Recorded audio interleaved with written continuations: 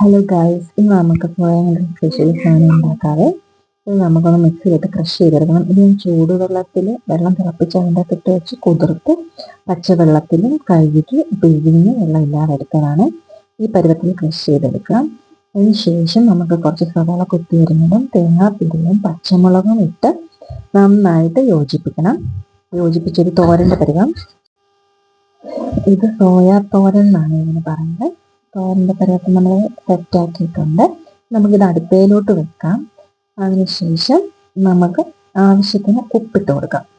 Okay, ആവശ്യത്തിനുള്ള ഉപ്പ് നമ്മൾ ചേർത്തു. എന്നിട്ട് 1 ടേബിൾ സ്പൂൺ ഓയിലും കൂടെ ഒഴിച്ച് ഒന്ന് മിക്സ് ചെയ്തിട്ട് കുറച്ച് കറിവേപ്പില ഇട്ടു. എന്നിട്ട് കുറച്ച് മഞ്ഞൾപ്പൊടി, മുളക് പൊടി, എരിവ് നിങ്ങൾക്ക് ആവശ്യത്തിന് ഉപയോഗിക്കാം കേട്ടോ.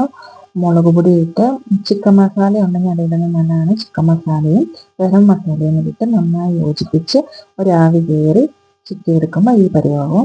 അപ്പം അതിൻ്റെ നടുക്കോട്ട് നമുക്ക് മുട്ട പൊട്ടിച്ചെടുക്കാം. ഞാൻ 3 മുട്ട എടുത്തിരിക്കുന്നത്. 3 മുട്ട ഒഴിച്ചിട്ട് അതിൻ്റെ തൊട്ടിച്ചിരി കുരുമുളക് പൊടിയും കുറച്ച് ഉപ്പും കൂടെ ചേർത്ത് ആ മുട്ട ഒന്ന് ചിക്കിയെടുക്കാം. ചിക്കിയെടുത്തതിന് ശേഷം നമുക്കത് മൊത്തം കൂടെ മിക്സ് ചെയ്യാം. മിക്സ് ചെയ്ത് ചിക്കി നമുക്ക് അത് തോരൻ പോലെ ആക്കണം. അതിനകത്ത് ഒട്ടിപ്പിടിക്കാതെ ഇച്ചിരി വെള്ളം പോലും ഇല്ലാത്ത രീതിയിൽ നമുക്കതെല്ലാം കൂടി യോജിപ്പിച്ച് നല്ല ഇത് കണ്ടോ തോരൻ പോലെ ആയിട്ടുണ്ട്. ഞാൻ 4 ടേബിൾ സ്പൂൺ എണ്ണയാണ് ഒഴിച്ചിട്ടുള്ളത്. നിങ്ങൾ അടുക്കി പിടിക്കാതെ നോക്കണം. ഒന്ന് ഇടയ്ക്കിടയ്ക്ക് ഇളക്കി കൊടുത്തുകൊണ്ടേ ഇരിക്കണം. ഈ പരുവത്തിലാകും. നിങ്ങളെല്ലാവരും ഒന്ന് ട്രൈ ചെയ്യണം. വളരെ ടേസ്റ്റാണ്. പിള്ളേർക്കത് ഇഷ്ടപ്പെടും.